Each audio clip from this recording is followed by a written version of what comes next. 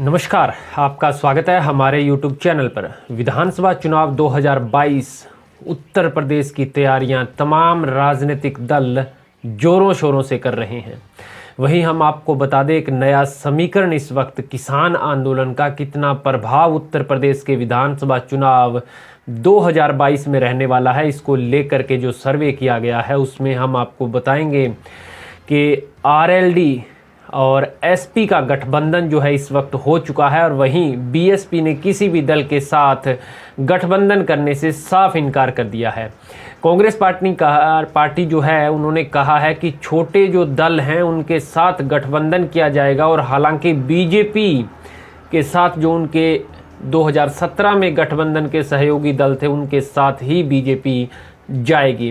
हालांकि अभी चुनाव में समय है, फिर भी हम आपको बता दें आरएलडी जो है उसने समाजवादी पार्टी के साथ गठबंधन किया है, और कहीं ना कहीं किसान आंदोलन का असर उत्तर प्रदेश, हरियाणा, पंजाब, राजस्थान, उत्तराखंड सबसे ज़्यादा इन्हीं क्षेत्रों में है। और जो किसान लगातार कह रहे हैं कि पश्चिम बंगाल में दवाई देने के बाद जो विधानसभा और लोकसभा सीटों पर उपचुनाव हुए वहां पर भी बीजेपी को एक बुरी हार का सामना करना पड़ा है।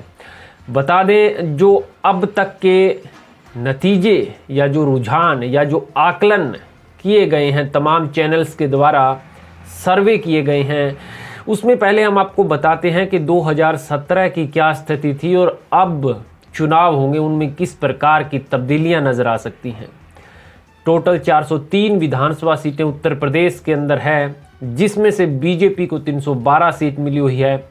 बात करें समाजवादी पार्टी की तो 47 सीट जो उनको मिली है, बीएसपी को 19 सीट वहां पर मिली है, और कांग्रेस पार्टी को 7 सीट मिली। हल्के वाइज ईस्टर्न यूपी की सबसे पहले हम बात करते हैं। विधानसभा चुनाव 2017 के अंदर जो हुए थे उसमें ईस्टर्न यूपी की 69 सीटें थी, यानी 70 से एक कम 69 सीटें बीजेपी ने हासिल की थी 102 सीटों में से।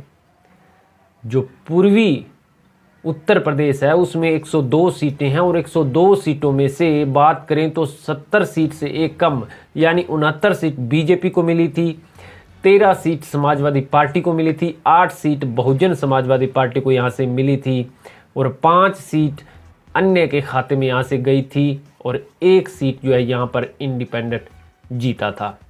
यानी कुल मिलाकर के 102 सीटें थी, 69 सीट बीजेपी यहाँ से जीतने में कामयाब रही थी। बुंदेलखंड की यदि हम बात करें तो 19 सीट है, और बुंदेलखंड की 19 सीट बीजेपी के खाते में गई थी।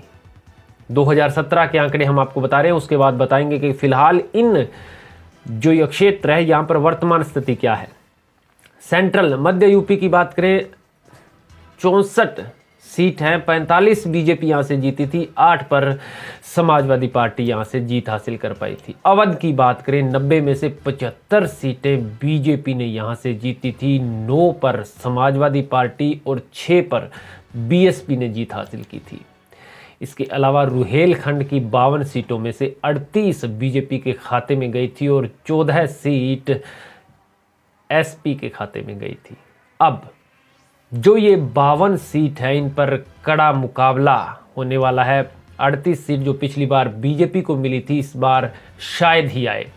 बात करें एक बार वेस्टर्न यूपी की तो 76 में से 66 सीटें वेस्टर्न यूपी में बीजेपी जीत हासिल करके गई थी, लेकिन इस बार हालत बहुत खस्ता है। कुल मिलाकर के यदि हम बात करें तो जो वेस्टर्न यूपी की 76 सीटें हैं, और उसके बाद अवध की 90 सीटें हैं यानी 166, और ईस्टर्न यूपी की 102 सीटें हैं। 268 सीटों पर बीजेपी को पहले से ज़्यादा, या यूं कहें कि बहुत ज़्यादा नुकसान बीजेपी को हो रहा है। किसानी आंदोलन के चलते बीजेपी 268 सीटों में बैकफुट पर नजर आ रही है।